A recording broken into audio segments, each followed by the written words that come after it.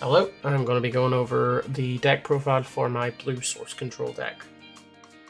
So for the Digi-Eggs, we're going to start with 4 copies of Kyaromon.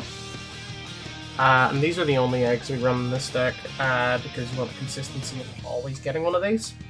They have the effect once per turn, whenever you trash an opponent's Digivolution source, draw 1. Solid effect. Yeah, it tends to go off quite a lot, so you can get some good draw power off this. For our rookies, we are running 4 copies of Balukomon and 4 copies of the Promogomamon. These have the same effect. Inherited effect, once per turn when you trash your Digivolution card of an opponent's Digimon, gain a memory. So these are pretty good for setting up combos, hence why we run essentially 8 Digimon with that effect. We also run 3 copies of Madopi Betamon. This stops your opponent from gaining memory, except for tamer effects, so it's pretty good for loving them out of memory boosts, and I guess these as well. And finally, 2 copies of Gizamon. I find this isn't typically that important, but it's nice to have 2 more rookies. During your turn, inherited effect, while your opponent has no Digimon with Digivolution cards in play, gain plus 2000 DP. For our champions, we are running 4 copies of Grizzlymon. This is our main blocker for the deck. Yeah, it's just a 2-drop 6k blocker. Not really much to say, it's from the blue starter deck. And following that up, we have 2 copies of Sailomon. This is sort of like a secondary blocker, but also acts as a typical card because it's only a 1-drop for Digivolve, so it's pretty good for climbing up quickly, and it can be used as a blocker in a pinch. So we're also running 4 copies of Pildramon. When Digivolving, trash up 2 Digivolution cards from the bottom one of your opponent's Digimon. This is one of our main playmakers, and this is how we start removing sources. And finally, 2 copies of Lobomon, just as essentially a finisher. You clear out all of your opponent's security, Digivolve one of your tamers into this, and swing the game. For our ultimates, we are running 4 copies of Crisp Pildramon. This has the effect when Digivolving to trash the bottom Digivolution source of all of your opponent's Digimon.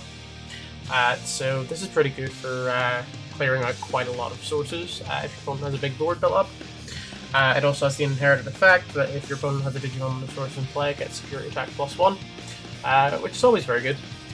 And also, we are running 3 copies of Majiramon. When Digivolving, trash the Digivolution card from the top of your opponent's Digimon. So this... Originally I thought this meant de-Digivolve. It does not. It's essentially, if you have stacked up a level 5, this will clear out the level 4. But it also has the inherited effect that if your opponent has no Digimon sources in play, you get down suspend it when attacking once per turn.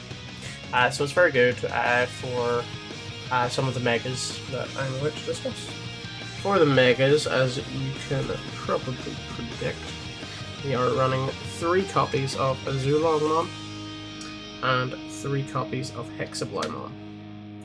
Azulongmon is a 5-drop, and whenever it Digivolves, you can trash the Digivolution card from the bottom of each of your opponent's Digimon, then you regain a memory for every Digimon they have in play with no Digivolution sources. So a lot of times, while it looks like a 5-drop, it's typically maybe a 2 or 3.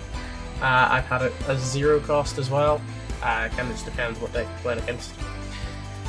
And yeah, again, security attack +1 for every Digimon your opponent has with no sources. So this thing is a big beat stick. It's only 13k, so it'll not stand up against level 7s all that well. But that is why we have the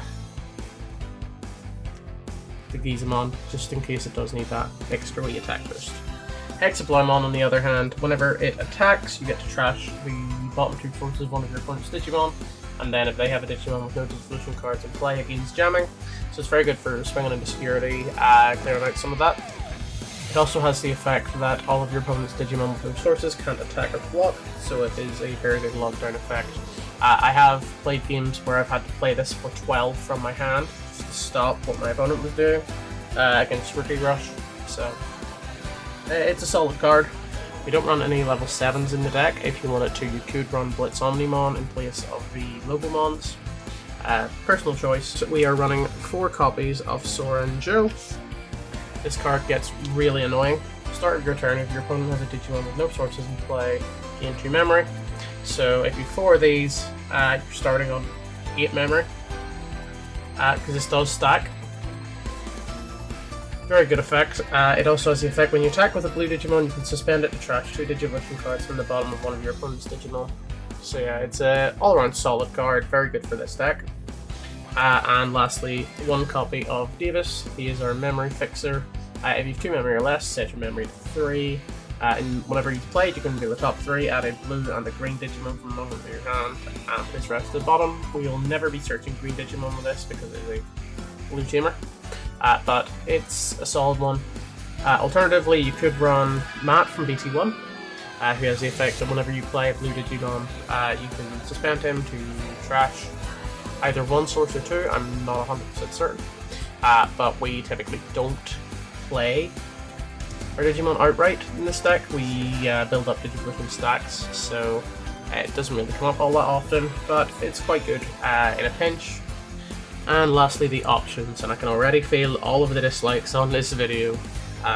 While I still can, I am running 4 copies of Ice Wall from the Classic Collection. All of your opponents' Digimon gain 1 attack and lose 2 memory until the end of their next turn.